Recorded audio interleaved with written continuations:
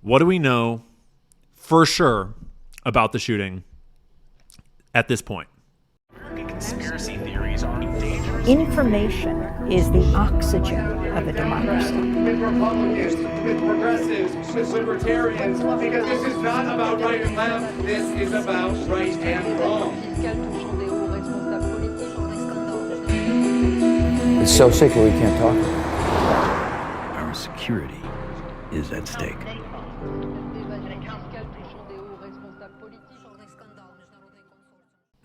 We know that there's some serious problems with the shooter on the roof narrative that they are trying to push to us.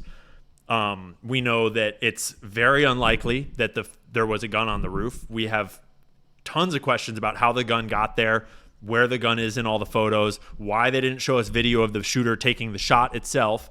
What the hell was he carrying in the video after when he was running down and jumping off the roof? Because none of that looks like the gun.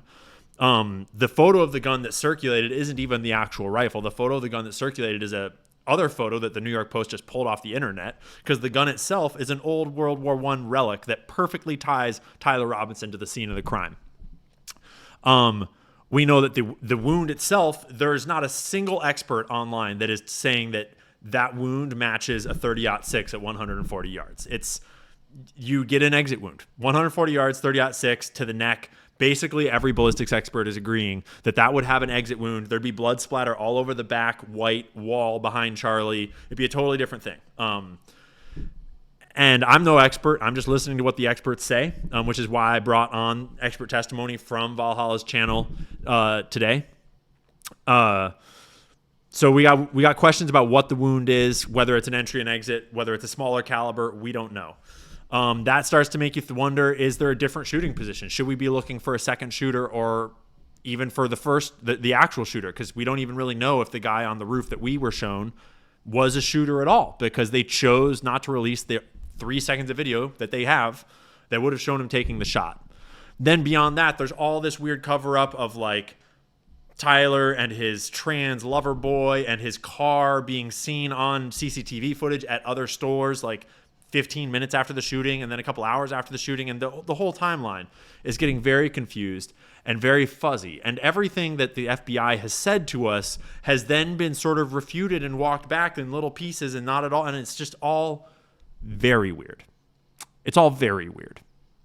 And meanwhile, we know without a doubt that they have the evidence that would completely debunk the conspiracy theories and clearly lay out the truth. Whether that is the camera footage that TPUSA owns and has, 3 different angles, full 4K video that would clearly show the entire scene of the crime, the entire state of the injury, the nature of the hit, the bullet, everything. We know that they should have an autopsy required by law in the state of Utah for every murder investigation of this nature. They should have an autopsy. That autopsy should have a detailed explanation of the path of the bullet, the caliber of the bullet, every property of the bullet, everything about the wound. We should understand all of that, and I'm sure that they have it because it is legally required that they do an autopsy. It's all so fishy. So fishy. And that's not to mention all the other stuff around it. Okay. It's worth noting that today I wanted my AI to analyze some elements of the case.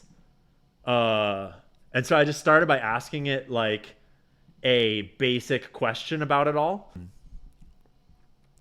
because it's kind of interesting what happened here. I asked Claude, based on the current body of evidence in the public square, largely being shared on social media, not mainstream news, what are the chances that Charlie Kirk was killed by a lone gunman, Tyler Robinson, versus killed by an organized conspiracy linked to intelligence agencies and potentially Zionist interests? Please cite your sources as clickable links. It did its thinking thing, and then its initial response, based on the public evidence available, the chance that Charlie Kirk was killed by Tyler Robinson acting alone versus blah, blah, blah. Evidence supporting lone gunman, very strong. And I went through all the reasons why it's very strong evidence that it was lone gunman Tyler Robinson. And all of it is just the mainstream media talking points. It's even citing the ADL and like factcheck.org and like CNN and all this bullshit. Conspiracy theory claims, no credible evidence. And then it goes through all of the conspiracy theory claims, and it's like citing the ADL and like NBC. So it says about 95% plus likelihood based on evidence that it was a lone gunman. And I'm like, bitch, please get real. And I'm just never sourced the ADL again. They're the absolute inverse of a credible source. The ADL is a subversive propaganda organization working on behalf of a foreign nation and should be treated as an inverse indicator of truth. It's like, get wrecked, bro.